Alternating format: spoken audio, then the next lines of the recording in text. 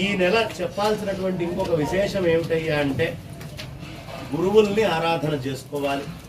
ఎలాంటి ద్వేషాన్ని చెప్పకుండా సమస్తమైనటువంటి దాన్ని ప్రేమించడం నేర్పించినటువంటి గురువుల్ని అర్చించుకోవాల్సిన అవసరం ఉంది. మనకి వైశాఖ మాసములో పాడ్యమి లగాయతు దశమి దాకా అంటే మే 9వ తారీఖు నుంచి మే 18వ తారీఖు 18వ తారీఖు దాకా కూడా శంకర జయంతి మహోత్సవాలని మనం నిర్వహించుకోబోతున్నాం.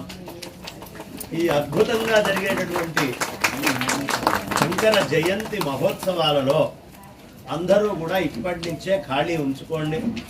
బ్రహ్మశ్రీ సామవేదం షణ్ముఖ శర్మ గారి దగ్గర నుంచి, అనంతలక్ష్మమ్మ గారి దగ్గర నుంచి, గరికపాటి వారి దగ్గర నుంచి ప్రముఖులైనటువంటి మా బాచంపల్లి వారు, మైలవరపు వారు, మల్లాప్రగడ వారు, ఇట్లా అనేక మంది ప్రముఖులు, అనేక మంది ఇవాళ ధర్మ పరిరక్షణకి సంసిద్ధమై ఇతరమైనటువంటి వేరే మతాలు చేసేటువంటి దాడి నుంచి ధర్మాన్ని కాపాడుతున్నటువంటి వాళ్ళు కూడా చాలా లెక్చర్స్ వచ్చి ఇవ్వబోతున్నారు.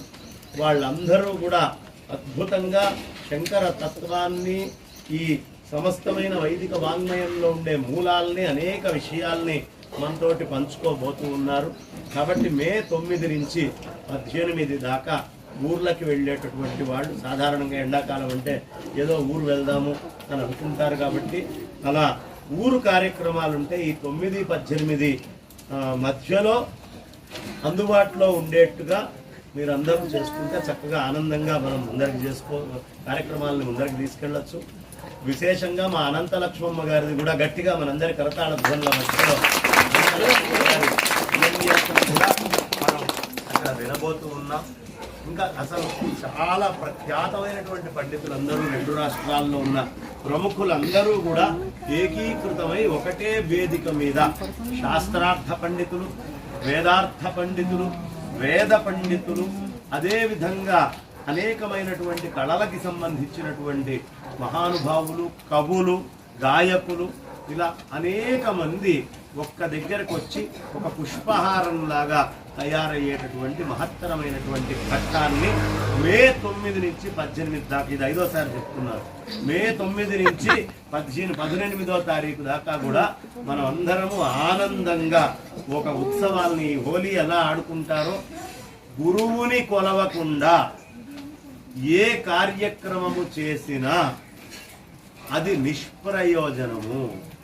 ఇవాళ వాళ్ళు కూర్చొని వేదమంత్రాలు చదువుతూ ఉన్నారన్నా, కాస్త చండీ పాఠం ఇక్కడ చేస్తూ ఉన్నారన్నా, ఇక్కడ కూర్చొని ఇంతమంది ఇన్ని కార్యక్రమాలు చూస్తున్నామన్నా, ఇంట్లో లలిత చదువుకుంటున్నా, విష్ణు సహస్రనామాలు చదువుకుంటున్నా, భగవద్గీత చదువుకుంటున్నా, భాగవతం చదివినా, భారతం చదివినా, గురువుల అనుగ్రహము లేనిదే ఏదీ మనము పొందలేము. కాబట్టి గురువు ఆరాధన చేయనటువంటి జీవితము వృధా. కాబట్టి గురువు ఎవరి జీవితంలో ఆరాధింపబడరో అలాంటి వాడి జీవితము అమావాస్య రోజు ఆకాశము లాంటిది. కాబట్టి అంధకార బంధురమై ఉంటుంది. కాబట్టి అలాంటి జీవితంలో మనం అందరము కూడా గురు ప్రతిష్ఠ చేసుకుందాం.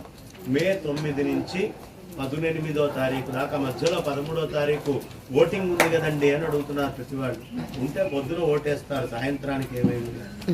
24 గంటలు బూత్ దగ్గర ఉండి రిగ్గింగ్ కొట్టాలా? అవసరం లేదు కదా. మన ఓటేదో మనం వేసుకొని మళ్ళీ జగద్గురువుల కార్యక్రమంలో మనం పాల్గొనొచ్చు. ఎక్కడ అనేటటువంటి అంశము నేను ఏప్రిల్ 5వ తారీఖు నాడు చెప్తాను.